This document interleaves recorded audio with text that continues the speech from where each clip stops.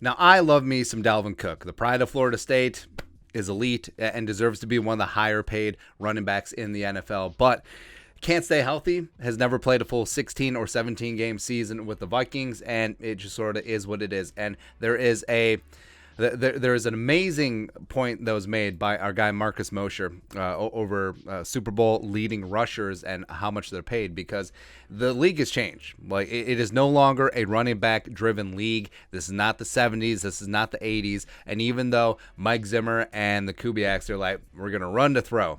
No, you throw, then maybe you sprinkle in just a little bit of running, because you look at the elite teams, you look at the Rams, you look at the Bengals, even though Joe Mixon did great things in the Super Bowl, you look at the Chiefs, you look at the Bills, running, secondary thought. And so Marcus tweeted this up.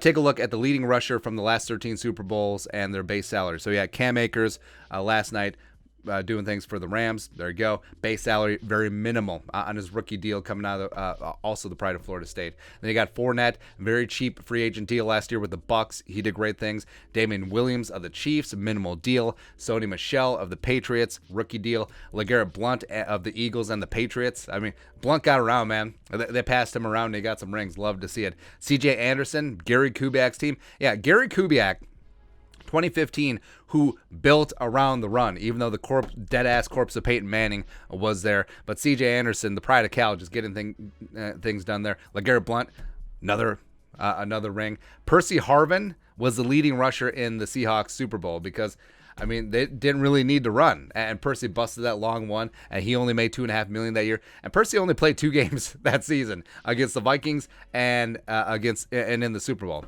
Actually, maybe he played another playoff game. Doesn't matter, but hilarious. Ray Rice of the Ravens, $2 million. Giants, Ahmad Bradshaw. Packers, James Starks. Saints, Pierre Thomas, back in the day. So it's crazy, and it's a pretty clear correlation that highly paid running backs, they don't win Super Bowls. Now, it could be a fooled by randomness situation, but I don't really think it is. And if you look at the top tier paid running backs, McCaffrey, obviously they didn't threaten winning a Super Bowl this year. Zeke, whatever. Kamara, Saints didn't make the playoffs. Same thing with the Vikings and Dalvin. King Henry was one and done, but if he was fully healthy, could he have rumbled all the way to a Super Bowl win? Well, we've seen Derrick Henry in the playoffs just completely take over games, but are you going to win a championship that way, or is it a quarterback-driven league? It's possible, right?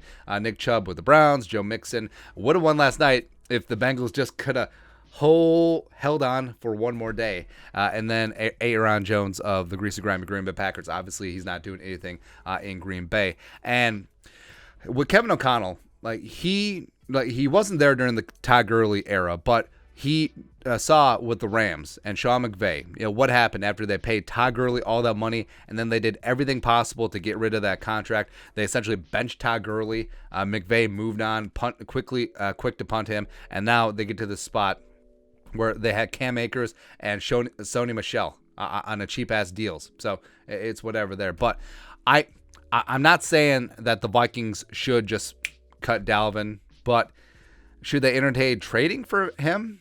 It's possible, because I don't think that it's a correlation that a guy like Kwesi, who, again, if Kwesi had a long-time scouting background and the old way of thinking is like, oh, running backs are this and this and this and that and the other thing, just cycle through day 3 and UDFA running backs. I mean, how many times?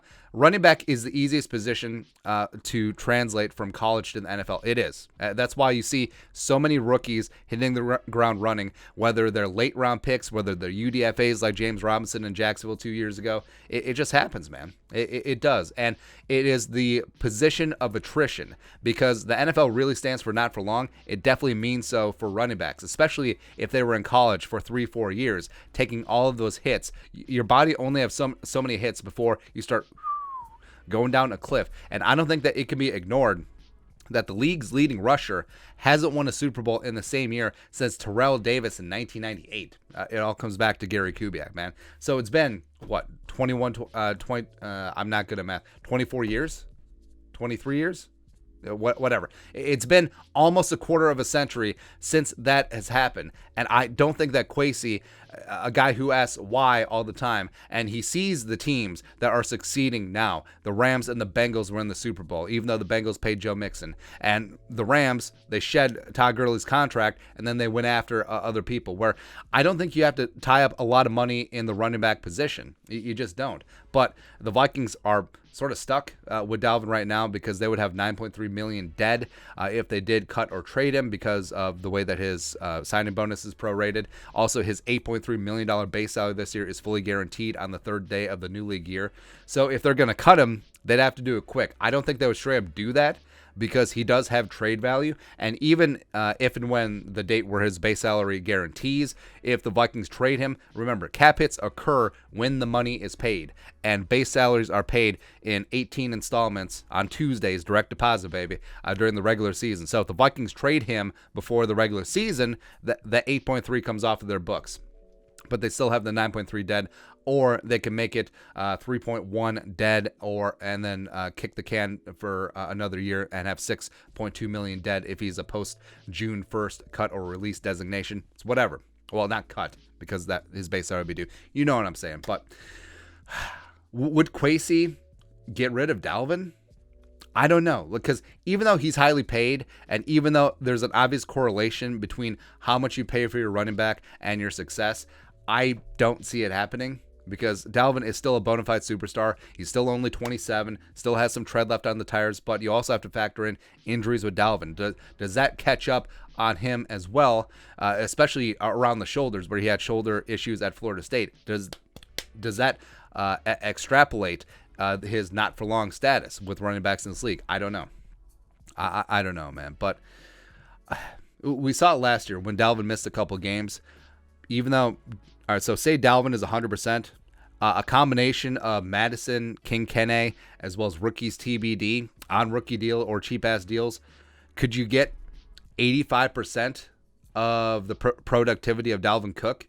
And would that drop in production be worth the squeeze because you're spreading money out, preferably on offensive line, preferably on guys who get the quarterback?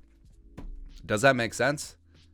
I don't know. But I feel like us Vikings fans, especially since we've had Chuck Foreman, especially since we had Adrian Peterson, especially since we had Dalvin Cook, we're sort of beholden at the throne of running back. But times are changing.